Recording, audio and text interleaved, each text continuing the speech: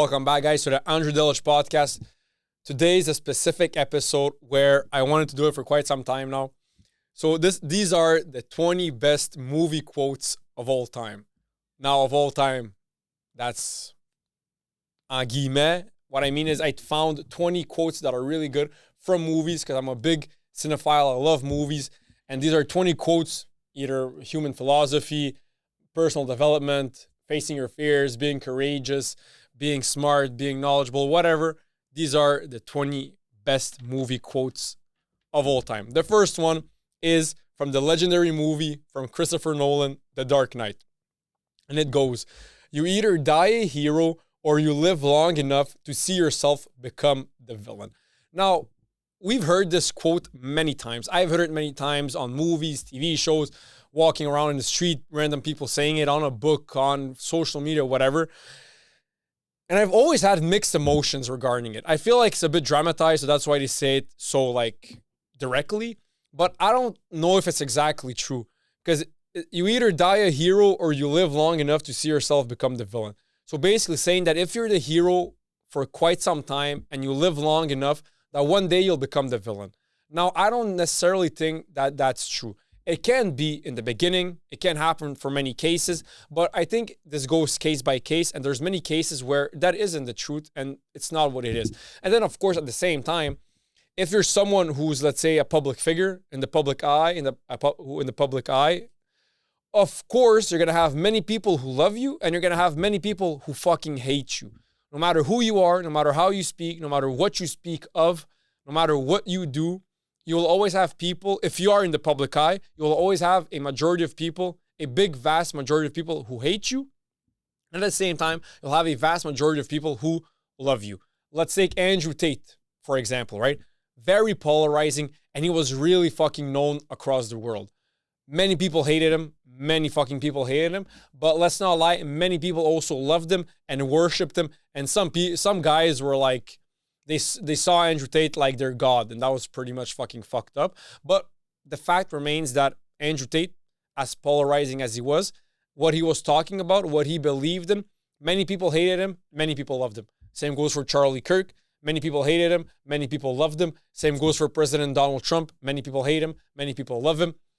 So when you are in the public eye, when you in a way become a hero, you can also be a villain depending whose opinion you're asking for, right? Some people think that Jordan Peterson is the devil, right? And they have every right to think what they want to think.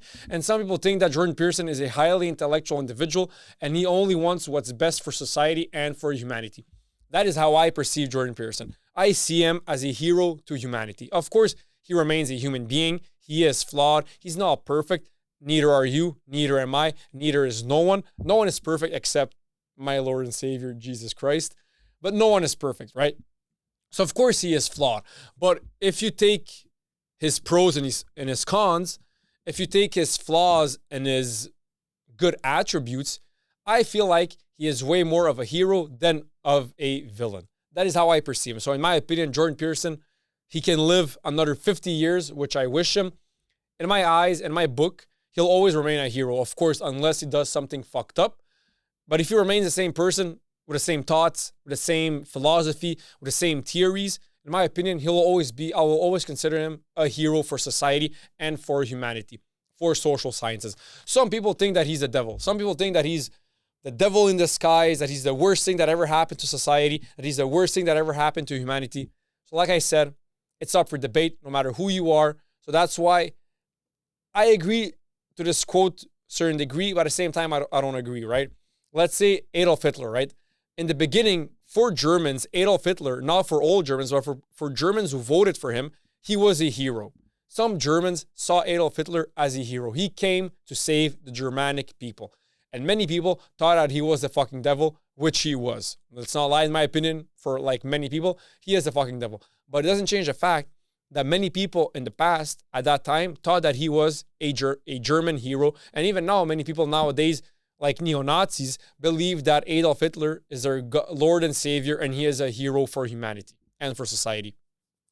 So, like I said, you either die a hero or you live long enough to see yourself become the villain. It's up for debate, depending on... every measure is in the man's eye, and we're all different. So we all have different measures, and we all have different arguments for what we consider someone to be a hero or a villain. Second quote is from Rocky Balboa, one of the greatest and most inspirational movies of all fucking time. And if I might add, Sylvester Stallone, you are a fucking legend. No one believed in him. No one. Everyone thought that he has nothing to do with movies. He should never be an actor. He has no talent. He doesn't have the normal Hollywood look. He speaks with a lisp. What was it? He had like a lisp, or he had something where he couldn't speak properly. And in Hollywood, being an actor, in a way, you need to have like perfect English. I couldn't be there because I have an accent when I speak English, so I couldn't be an actor. He had like a lisp or something. All the odds were against him. People thought that he couldn't act, that he wasn't made for acting. He wasn't made for Hollywood. No one believed in him. Fast forward to 2026, Sylvester Stallone is an American hero, and he is a movie icon, a Hollywood icon, Sylvester Stallone. So in Rocky Balboa, he said this famous quote that we all know across the world. It ain't about how hard you hit. It's about how hard you can get hit and keep moving forward. That's what life is all about. You can hit as hard as you want, but no one can hit you as hard as life can. And you know what I'm talking about? If you're over the age of 15, you know how hard life can hit you. But even though, no matter how hard life can hit you, as long as you're alive, as long as there is life, there is hope. As long as you're alive, you have hope to transcend those challenges, to overcome those failures and those challenges, to become a better person, and then to succeed in every metric of life that you wish to succeed in. So like this famous quote goes, and most of you guys already know it, it ain't about how hard you hit. It's about how hard you can get hit and keep moving forward. Even if fucking life beats you to your knees, as long as you are alive, as long as there is life, there is hope. So keep fucking going. The third quote is from The Matrix. And it's as simple as, ignorance is bliss.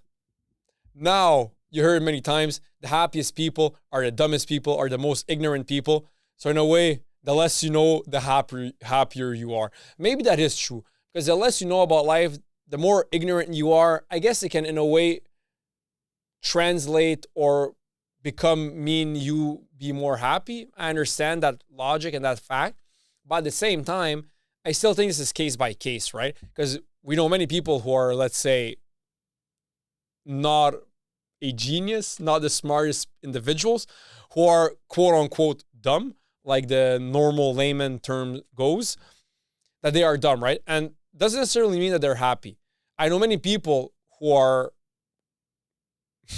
who aren't the smartest and who at the same time aren't the happiest. And I know many people who are really smart, really educated, have a high IQ. Well, I suppose I didn't do a test, but from what I see, they look really smart.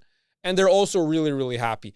And at the same time, the opposite can go. I know many people who are, again, not the smartest, but who are very fucking happy. And by consequence, I know many people who are very rich, very smart, very successful, very competent, who are very depressed and very not in a good headspace, who are, quote unquote, very, very sad. So both are true. Now, I believe that it's all a question of being happy about who you are. Even no matter what you accomplish in your life, no matter who you become, you'll always have limits, and you will always have failures, and you will always have self-doubt. No matter even if you become the most successful individual to ever exist, even if you become Elon fucking Musk, right? Right now, it's fair to say that Elon Musk is probably the most accomplished and successful individual on planet Earth right now currently. He's not even a billionaire, he's a fucking trillionaire. That's the first time in history, in human history, that we have a trillionaire. And he's been 3 times in clinical depression. So you can't have more money than him. He has more money than many countries. And that's fucked up to say, but it's true. He has so much success. He's so innovative. He's so smart. He's probably accomplishing all of his goals and all of his dreams, but he went to clinical depression 3 times. Why? This is why I believe why. As smart as he is, as intelligent as he is, as a high IQ that he has, I think that his ambitions are through the fucking moon, meaning you cannot have bigger ambitions than him. But the thing is, he cannot accomplish all of his ambitions and all of his dreams. Why? Because some of them are so fucking crazy that I feel like he cannot do it. And of course, from our perspective, when we look at him, we're like, oh my God, this guy's so fucking accomplished. He's so successful. He did everything he wanted to do. He's probably an individual who accomplished all of his dreams. But if you go inside of Elon Musk, he doesn't see himself the same way you see him. And that's normal, right? And that's the case for everyone. In his mind, yes, he understands the fact that he's the richest man on planet Earth. He made SpaceX, Tesla, and all of that. But he keeps moving forward with his thoughts, right? So he always wants to accomplish more and more and more. And when he plateaus at certain fields, certain domains, or when he hits like a fucking plateau and he can't go further, that is what is stopping him, and that is what is then making him have negative thoughts. Like, this is how it works, right? Okay, I accomplished all of this, I understand, but I want to accomplish now this, I want to accomplish this, I want to go to Mars, I want to go to Jupiter, I want to do this, I want to do that. But then he can't do it, and then negative thoughts kick in, and then he feels all bad about himself. Whilst in reality, all fucking human beings, we look at him, we're like, yo, broski, this guy's a fucking trillionaire. Like, what the actual fuck, right? Like, we're all struggling, we're all fighting to make $100,000 a year, $150,000 a year. He's fucking there making $100,000 every second that he breathes. Like, you know what I mean? That's what's fucking crazy. But in his mind, he doesn't see it that way. Yes, he understands everything he accomplished, but he always wants more and more and more because he's a highly ambitious individual. And of course, as competent as you can be, as intelligent you can be, as ambitious as you can be, there are limits to certain things, right? He cannot go to Mars right now. Maybe one day he will go, who knows? But right now, technology and everything else doesn't allow him to personally, as a human being, go on Mars. Maybe that's what he wants. Maybe he even wants, I heard he wants like create a civilization on Mars. He has that idea, he has that vision, but right now with everything that we have, we just cannot do it. So that's why he gets mad and gets sad with negative thoughts, because he cannot accomplish everything that he truly wants to accomplish. So like I was saying, ignorance is bliss, maybe, but I think it's more case by case. And maybe if you take an average, maybe it is true that in average people with lower IQ have more levels of happiness than people with higher IQs. Now that's a more of a qualitative research to do with social sciences. And of course, one research doesn't necessarily mean that that's the case for the world, right? There's only so many samples that you can take and that you can study from, but it is a study to be done, a qualitative study to be done to realize if it's true, right? So I guess we'll never know. It's not like it's a quantitative study where it's like, do more people prefer in Canada the color red or blue, and then you just ask everyone in Canada red or blue, and then it's a quantitative study, and then you can know which one is the right answer. But this is more of a qualitative study, because how do you measure happiness? How do you measure IQ, right? There's many different, like maybe someone's dumb in, let's say, mathematics, but he's really smart in arts and music and writing and poetry and everything else, right? So is he dumb? Is he smart? So that's why it's really hard to make a study when it's qualitative, like happiness, IQ, intelligence, and everything else. Next quote, and it's from Fight Club. And a little side note, everyone in the beginning, before Fight Club was released to the audience in 1999, everyone thought, and all the critics thought, that it was going to be a flop. And it ended up being a cult movie. Now, is it one of the greatest movies of all time? No, right? But that movie is a cult movie, meaning everyone's heard of it. Many people have watched it. And it's a movie that will go down and will always remain in the thoughts of everyone in the movie industry in Hollywood. And in that movie, Tyler Durden, who is played by Brad Pitt, he says, the things you own end up owning you. That is so true. And like Marcus Aurelius once said, why do you have fear? Now I'm going to paraphrase him because I'm not sure if I have the quote really quickly, but he said, why do you fear of losing something when nothing in this world truly belongs to you? And that is true. We are born with nothing and we die with nothing. So of course, some people who are really materialistic, which I consider myself not to be really materialistic, but some people who are, they're going to buy a really, let's say, fancy car, Lamborghini, Aston Martin, Porsche, whatever it may be. And then they'll have a lot of emotional attachment to it. And they will, all of their life will be working so that they can pay off their luxurious car their big house, so that he can buy designer clothes for his wife, or so that he can send his kids to private school or whatever. So he's basically being a slave to material things, and he's maybe working a job that he even hates.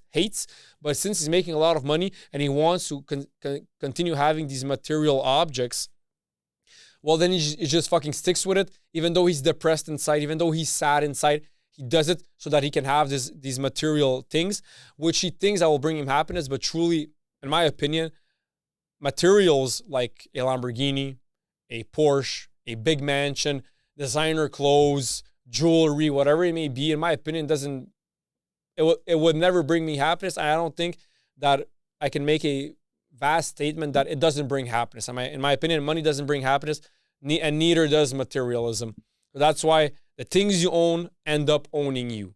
Now, of course, some people, it's different, right? Some people can have a Lamborghini because, oh, hey, you know what? I'm making a lot of money doing something that I'm really passionate about. And of course, I mean, I need a car, right? We all need a car. And plus, I have the means. Why not buy a car that I've always dreamed about? I'm going to buy it. But he's not emotionally attached, and he doesn't attach his value to that car, right? If he has that car, or if he doesn't have that car, he values himself the same, and he sees himself the same as if he had a Toyota Corolla 2002 or a brand new Aston Martin 2027. He sees himself and he values himself the same. And that is why, and that is something I believe that everyone should do. You shouldn't attribute your values to what you own that is material. Because like I said, not in this world, everything you own, you don't truly own it, because nothing is truly ours. So you should always remain the same person. And like Seneca once said, the quote goes, "The final test of freedom is this: can you remain the same person in gain, in loss, in praise, and in insult?" In gain and in loss. So can you remain the same person if you have a Porsche or if you don't have a Porsche? Can you remain the same person? Can you remain the same person if you have $10 million in your bank account, or if you have negative $2,000 in your bank account? Can you remain the same person? And that is the ultimate test of freedom. Can you also remain the same person if everyone praises you? Oh my God, you're the best, you're the coolest, you're the smartest, you're the richest, you're the best looking, you're this, you're that. And can you remain the same when people insult you? You're so fucking dumb, we all hate you, you don't know what you're doing, you're poor, you're this, no one likes you, you're ugly, you're blah, blah, blah, whatever, right? Can you remain the same person in gain, in loss, in praise, and in insult? And that is the ultimate final test of freedom. Next quote is from The Lord of the Rings, The Fellowship of the Ring. All we have to decide is what to do with the time that is given to us. That is true. Like it or not, like I said it so many times on my podcast, we never know when we're going to die. It's a sad fact. It's sad to hear, but it's true. And it's a fact, right? We never know when we're going to die. And life is all about having time, doing what you want to do with that time. So that's why all we have to decide is, what do you want to do with this time? What do you want to do today? Do it, right? Because you don't know, you can die tomorrow, 1 week from now, 1 year from now, 10 years from now, 50 years from now, 80 years from now. You never know what's going to happen. And the only thing that we can truly decide, the only thing that we can truly control are our own actions, nothing else. We have free will. No one can take that away from us, and we cannot take that away from anyone else, right? We all have free will. And the only thing that we can control are our own actions, right? So with the time that you have, and it is a limited time, it's not limitless to anyone. It is limited to every single human being. With the limited time that you have, what are you going to do with it? What are you going to do with it? Because that is truly the only thing that we own and the only thing that we can control. Next quote is from Interstellar, another Christopher Nolan fucking phenomenal movie. He said, "Love is the one thing that transcends time and space." That is true. I have a quote on my arm, which is "Amor vincit omnia." Love conquers all.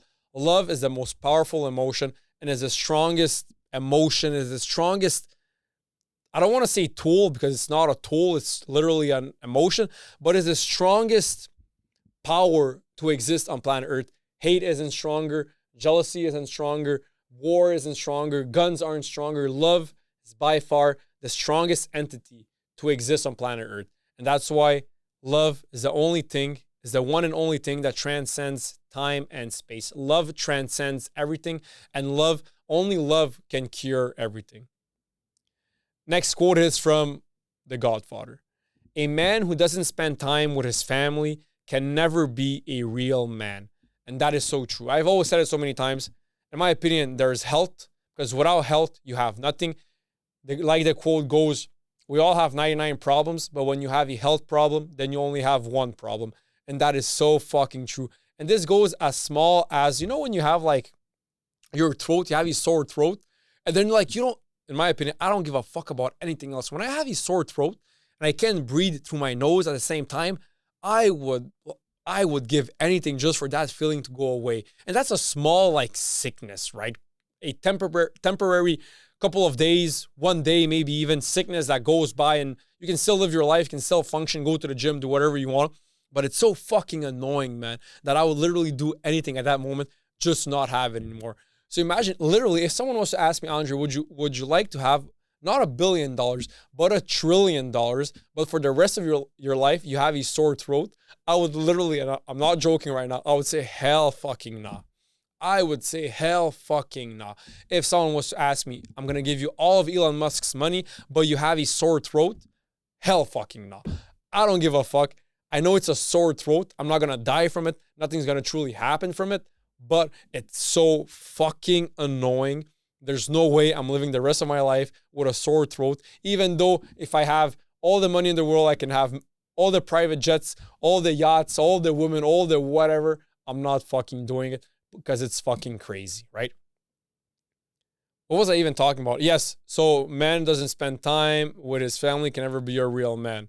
What was I talking about? What the fuck? What did I talk about? Yes, this is where I was going. So number one is health, right? And number two is family, right? Of course, for ambitious men and women, of course, they're going to chase a career. It's a capitalist country. You can chase your dreams, the pursuit of happiness, right? Chase your dreams, chase your goals, have the life that you want to have in terms of career and money and whatever else. Become the best version of yourself.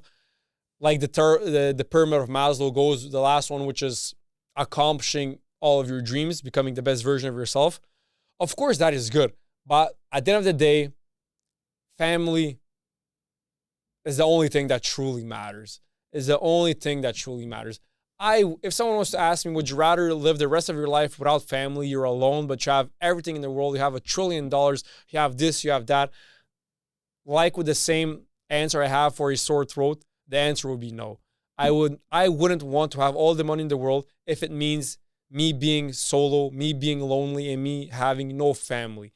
I would never trade family members for all the money in the world, all the success, all the fame, all the whatever. I would never do it, because as awesome as it is, as cool as money is, as good as money is, fame, status, whatever, without good people around you, without family members that truly love you for who you are and not for what you've accomplished, if you don't have those people around you, what is the meaning of life and what's the point of life, in my opinion? Next quote is from Gladiator. What we do in life echoes in eternity. And this is so true. No matter who you are, no matter how you feel like you're useless for society and for life and for this world, believe me, you're not. All of our actions matter. All of our actions echo throughout eternity, and they're always going to matter. As small of a gesture that you can do, you help an old lady cross the road. Believe me, that gesture will echo throughout eternity, and it's way bigger than you think. Oh, it's nothing. It doesn't matter. My life is useless. I did nothing with my life. Believe me, what we do in life echoes in eternity. So that's why it's so important to every single day when you wake up, try and have the best day that you can have. Try to do as much good that you can and try to accomplish everything that you want to accomplish, because it will echo throughout eternity. Next quote is from The Pursuit of Happiness. And this is a bit of a longer quote, but it goes, don't ever let somebody tell you you can't do something. Not even me. And this is Will Smith talking to his son. Not even me, all right? You got a dream, you got to protect it. People can't do something themselves. They want to tell you you can't do it. If you want something, go get it, period. It's as simple as that, right?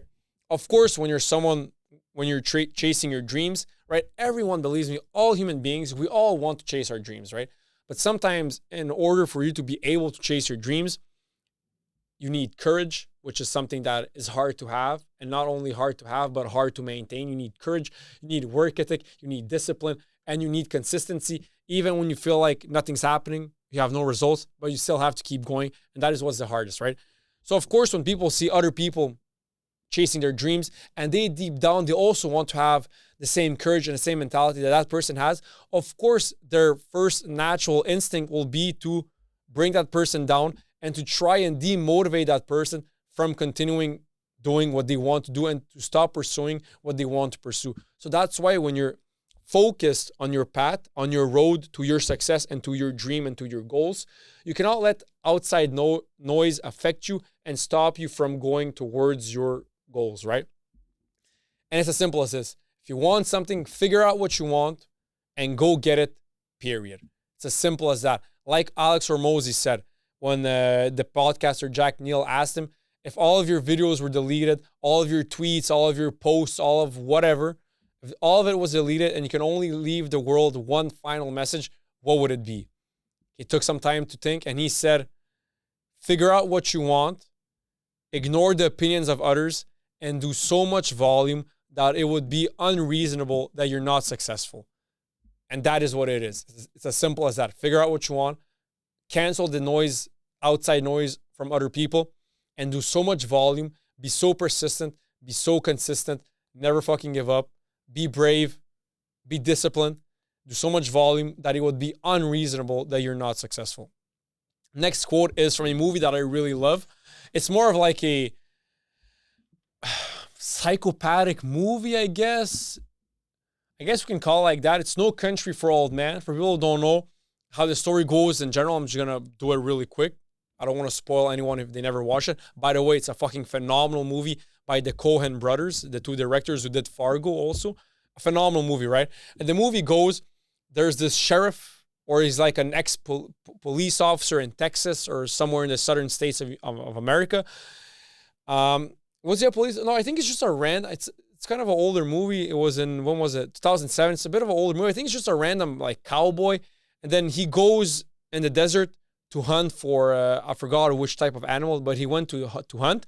And then he killed a deer. Let's say it's a deer. He killed a deer. And then, of course, when he killed it from distance, then he had to get towards the deer. And by him walking towards the deer, then at the distance, he saw many cars. And then he zoomed in with his binoculars. And then he saw people there and he saw cars, right? Random cars. And he saw no one there.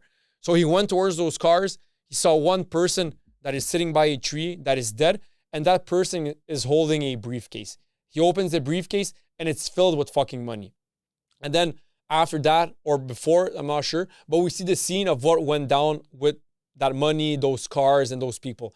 It was a drug meeting. It was drug business, a drug trade. People were going to give a huge amount of drugs for a huge amount of money. It went badly. People started killing each other, started shooting, something went bad. And then the person who survived went to a tree with the money, but they ended up dying because he got shot. So he opens the bag, sees a lot of money, and then he fucking leaves with it, right? But that money has a tracker inside, but he never knew. He never figured it out that there was a tracker inside the bag. I'm spoiling a little bit, but hey, fuck it. There's a tracker inside, right? And then there's this psychopath played by Javier Bardem, Spanish actor. By the way, he plays the psychopath like a true psychopath. Like, and it's also been nominated by like the psychologists that the best psychopath ever played in a movie was by Javier Bardem in No Country for Old Men. His job is to track down the money and recuperate the money, right? And since the bag of money has a tracker on it, he knows where the money is going. And the only way that he knows is because he has this like remote. And the closer he gets to the bag of money, the more it beeps, beep, beep, beep, beep, beep, beep, beep, right? So he's chasing this guy, and then many things happen, right? I'm not going to spoil too much. But in that movie, there's a quote, and they say, you can't stop what's coming to you, right? And I know it's not that deep. It's not the biggest philosophical movie out there. It's not the movie which preaches the most about personal development, like, let's say, Fight Club. But I think you can't stop what's coming, right? So it's like a mix of destiny and free will. How much about life can't we stop? How much can we stop? So it's like a mix of destiny and free will. And this is how I see it. I say like a mix of both, right? I believe that in a way, we all have our own destiny, right? That's why God made us all unique. And we all have different skill sets. and we all have different negative aspects about us, which make us who we are and make us unique, right? So that's why, of course, let's say Usain Bolt, right? Of course, he put in the free will and the time and the work ethic and the discipline to be this fastest man of all time and to be the best sprinter of all time. Of course, but at the same time, we cannot neglect the fact that God gave him the perfect body for sprinting. And it was studied by scientists that he had the perfect body for sprinting, right? The way he was built, he was tall, lanky, muscular, long legs, everything else. The way he was built and the nerves he had inside his legs and the muscle twitch fibers, the fast muscle twitch fibers that he was born with, it was given by God. So in a way, he had a destiny, right? But at the same time, he had the free will, he had the work ethic, the discipline, the consistency to accomplish his destiny, right? Now, of course, he's not the only human being on planet Earth or the only human being to ever exist to have that body composure, right? There's many other people who are probably born with the same talents and gifts for sprinting as Usain Bolt, but they didn't put in the time, the effort, and the work ethic, and they didn't work as hard as Usain Bolt did to accomplish everything that he accomplished, right? Let's say Lionel Messi, as much as I fucking love him, God gave him crazy talent for soccer, crazy fucking talent. Ever since he was young, he took the ball, he could dribble past 4 players, make a crazy pass, and then score a goal. He's always had that talent. But I believe, and I strongly believe, he's not the only human being on planet Earth to be born with that level of talent and with that type of talent. He also put in a lot of effort, a lot of work, and he had a crazy work ethic, right? So that is what made him way better than other people. So in a way, of course, he has destiny. God made, like, let's say I used to play soccer. I wasn't even close to having the talent that Messi had, right? Why? Because God made me that way and God made Messi that way. So I have a different destiny from Messi and Messi has a different destiny from me, right? But at the same time, you have to work hard. You have to put in the work, the effort, the time in order for you to accomplish what God has in store for you. Next quote is from Batman Begins. Why do we fall? So we can learn to pick ourselves up. If you don't fall in life, if you don't fail, you'll never succeed. You cannot succeed. The only way you can succeed by never failing is being a Nepo baby. But even then, which is the case for many people, those Nepo babies who are given everything by their fathers, they never acquire the necessary skills to be in that position. They're just born in that position. So that's why many of them feel like they didn't accomplish anything, even though they have millions of dollars. Deep down, they're not dumb. They know it comes from their dad.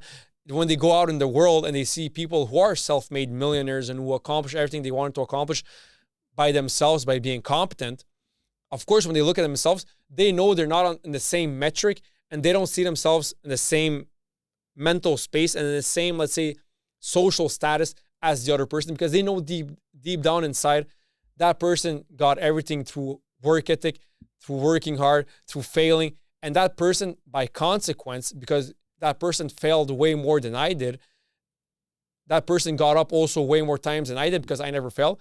That made that person way more competent than me, right? Not me specifically, but someone who is a Nepo baby. So when that Nepo baby meets up with that person who failed throughout life, who was given nothing, had to work hard for everything, had to become competent through failing, through learning, and never giving up, when they will meet for, let's say, a business deal, a business transaction, or whatever, this person who failed and who got up multiple times will be way more competent and will be a bigger shark than this other person, because this person acquired way more skills than this person in that domain, right?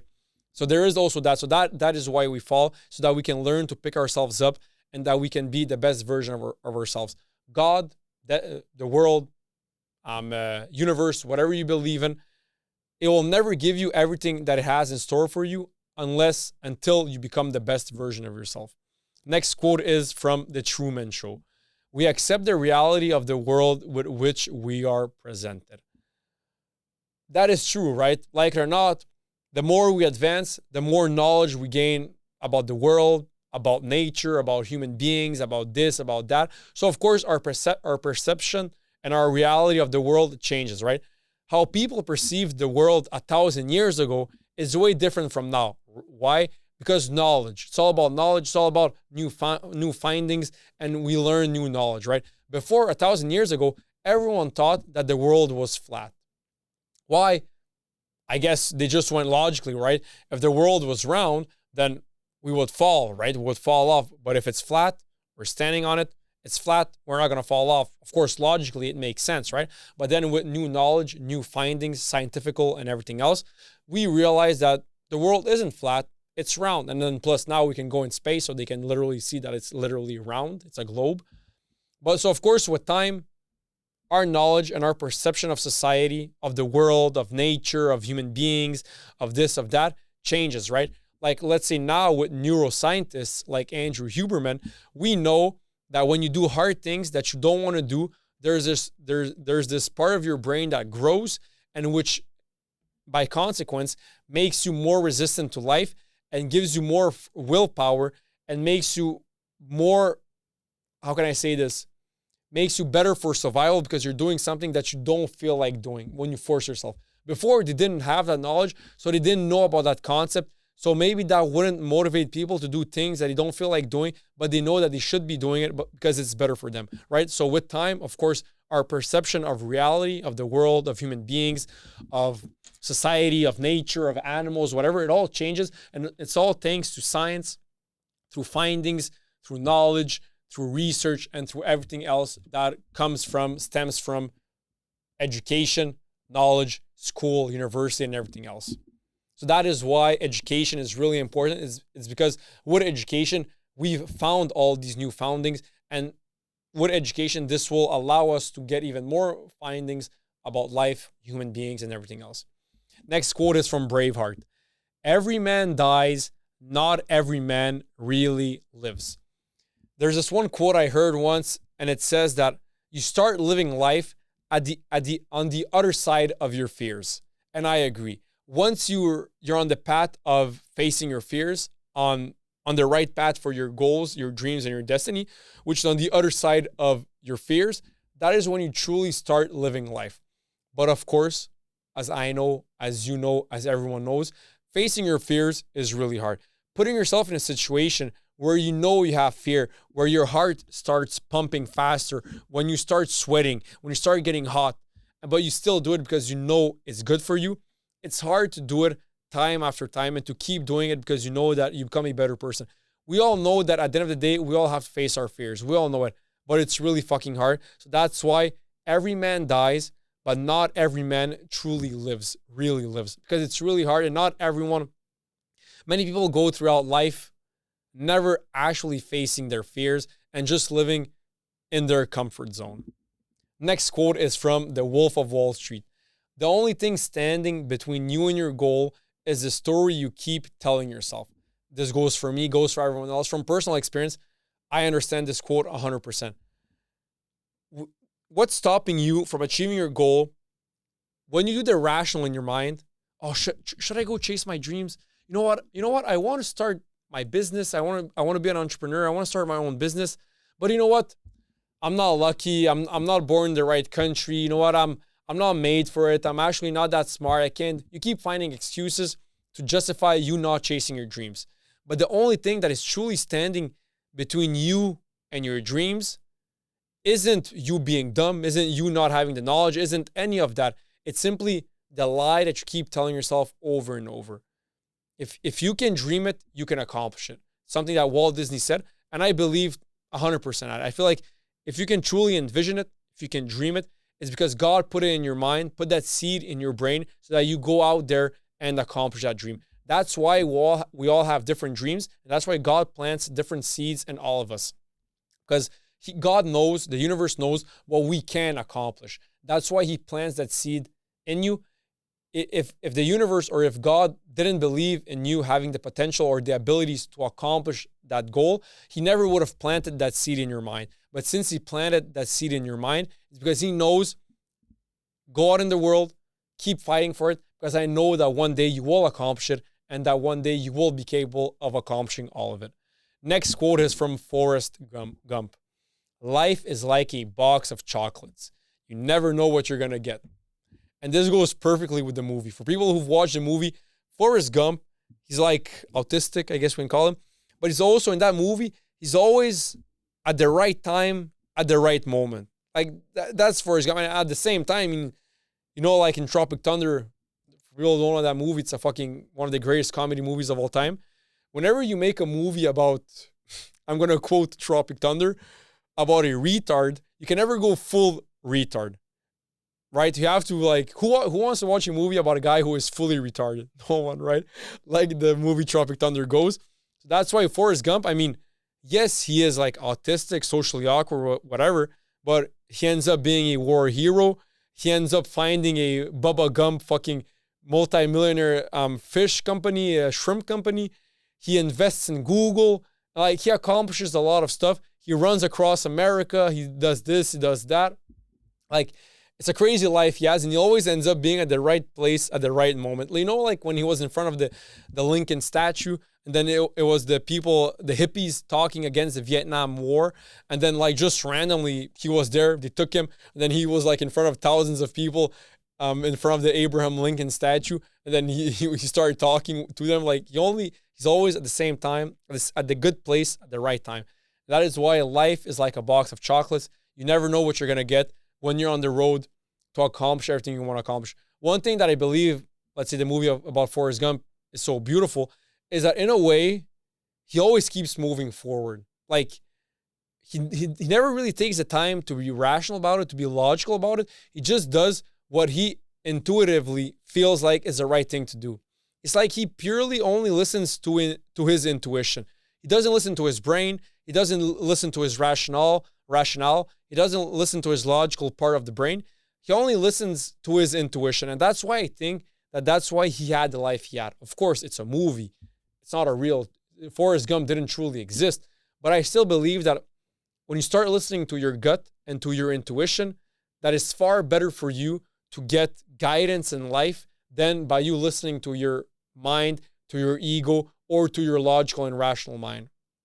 Next quote is from The Curious Case of Benjamin Button with Angelina Jolie and Brad Pitt. It's never too late, or in my case, too early to be whoever you want to be.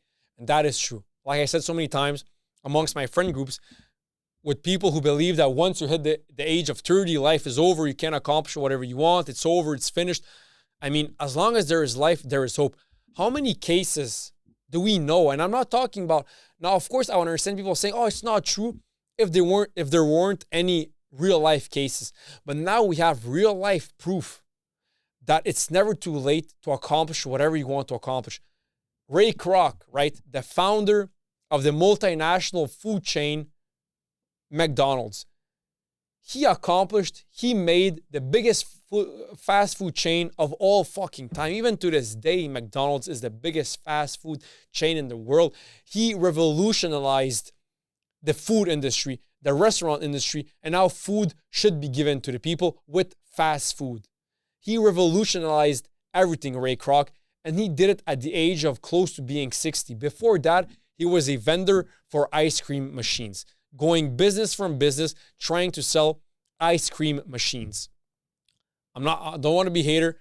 As a seller, as a salesperson, that is one of the lowest of the low salespeople. Is going door to door, trying to sell a product.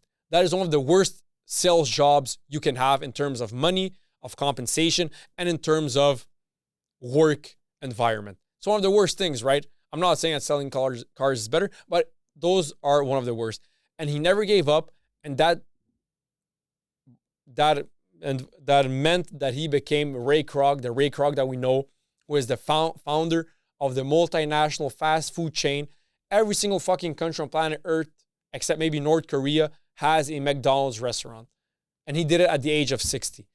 The guy from Colonel Sanders, right? He accomplished his biggest dreams of KFC, became a billionaire at the age of like 80.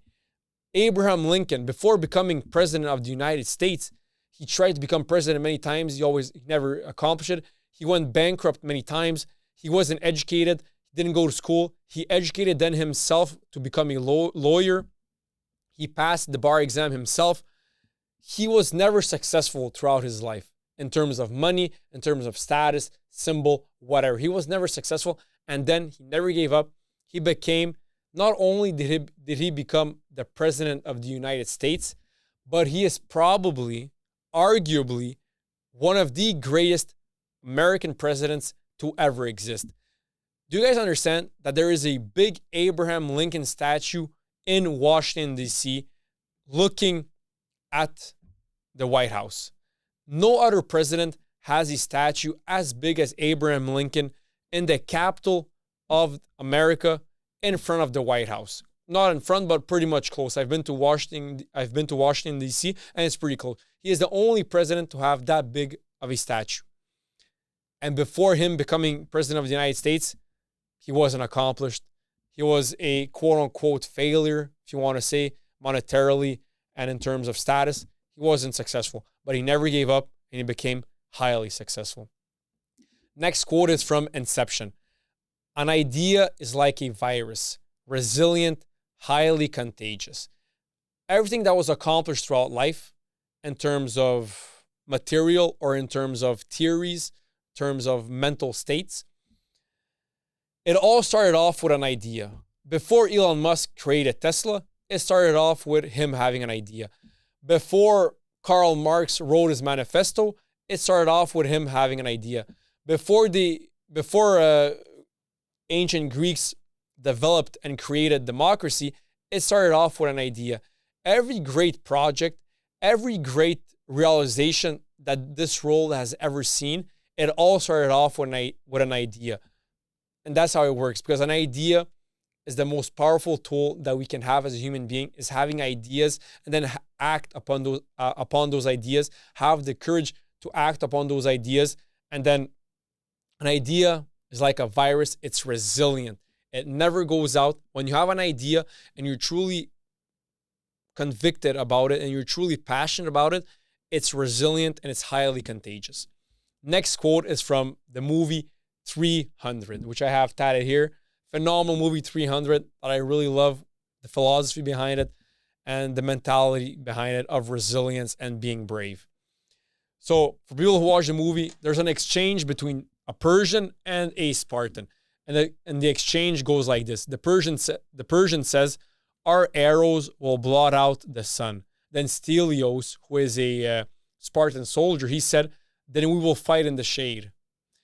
When the Persian soldier said, our arrows will blot out the sun, he said it to install fear in the eyes and in the hearts of the Spartan soldiers. And do you know how Stelios responded? He didn't respond with fear. He didn't respond with doubt. He responded with confidence, with conviction that he knows and that his army knows what they will do. Him, Leonidas, and all the 300 Spartans. He simply said, then we will fight in the shade. What a fucking baller, man. He didn't say, oh my God, we're afraid. Okay, are they really going to blot out the sun? Well, fuck, I don't know what we're going to do. He simply said, wait, it's going to blot out the sun? Well, then we will fight in the shade. And that is a mentality you need to have throughout life. When life kicks you down, when everyone says that when everyone doesn't believe in you, when everyone says that it's not possible, when all the odds are against you, you simply have to say, then I will fight in the shade if I have to. Simple as that. Next quote is from Fight Club. It's only after we've lost everything that we are free to do anything. This depends, right? Like I said, because the ultimate test of freedom is if you're capable of remaining the same person through gain, loss, praise, and insult. If you are that type of person, and if you do possess that type of freedom, this quote doesn't attribute to you. Why? Because even though if you have everything, you're still free to do anything, because you don't care if you lose that. You don't care if people start insulting you, because at the end of the day, you still remain and you always remain the same person. And the last quote is from the movie The Departed, and it goes like this. It's from Jack Nicholson, who plays Frank Costello, and he says, I don't want to be a product of my environment. I want my environment to be a product of me. And this is fucking baller. Growing up in whatever circumstances, whatever neighborhood, whatever family, whatever, you don't want to let outside factors, you don't want to let your environment influence you and decide how your life is going to be. You want to literally take life by the balls and you decide how your life will be. You don't give a fuck about the environment that surrounds you. You don't give a fuck about external factors that you cannot control. You only focus on things that you can control, which are your own actions. And then you don't let environment affect you, but you create your environment and you make the environment around you be exactly how you want it to be. So guys, that was it for these 20 quotes. I just want to finish off with a quick conclusion. This is why I love movies so much, and this is why I'm such a cinephile. Of course, it remains entertainment, but we learn so much from movies. We become better. We learn new philosophies. We learn different perceptions of life. We see different philosophies of life, different perceptions of life, and it broadens our horizon on life, on humanity, and everything else.